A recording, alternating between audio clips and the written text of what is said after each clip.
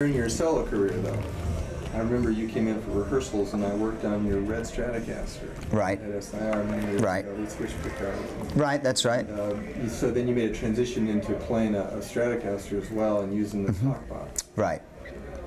That was because for Show Me the Way, which was the first number I put the talk box, new number that I put the talk box on, that was basically a cleaner rhythm. I used to use a twin reverb for the cleaner sound, and then kick the talk box in for that, and then started the actual first number, older number that I used it on was Do You Feel, and that was with the Les Paul, and it worked with both, so you know I used both. And then I remember you also had that Epiphone guitar for your acoustic. Yeah, which I still have. That's one I do still have, the Texan, and it sounds unbelievable. It gets better and better and better. Well, it's a Gibson with a longer scale. Yeah, it's beautiful. I used his on yesterday.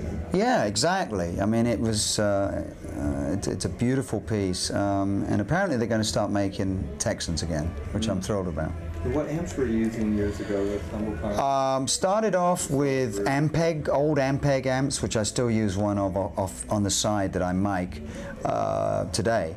Then we went through an orange amp period, and then we went to 50-watt Marshalls, and then of course I got the 50-watt Marshalls, Steve got the 50, I'll have the 100-watt, he got that, I'll have 200 watts, and he had 150.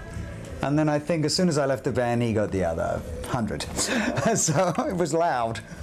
We got louder. I remember at their rehearsals at A&M. Right. Clem, you know, I sat in with them. They were loud. They were loud. Jerry and Greg. Oh yeah. Very loud.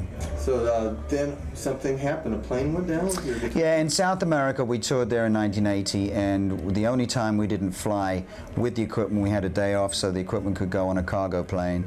Unfortunately, it never made it off the runway, and so it went up. The gear must have shifted, that's what they think, and it literally got a few feet off the ground and then went down and was full of freshly full with gas, so they couldn't get near it for a few hours.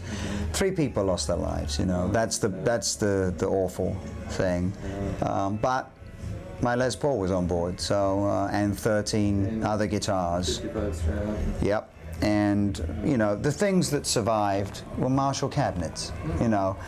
I mean, that you can, all right, yeah, so a green bag, yeah, they're a little difficult to get, but it's still a speaker cabinet compared to someone's life, you know. So then years later,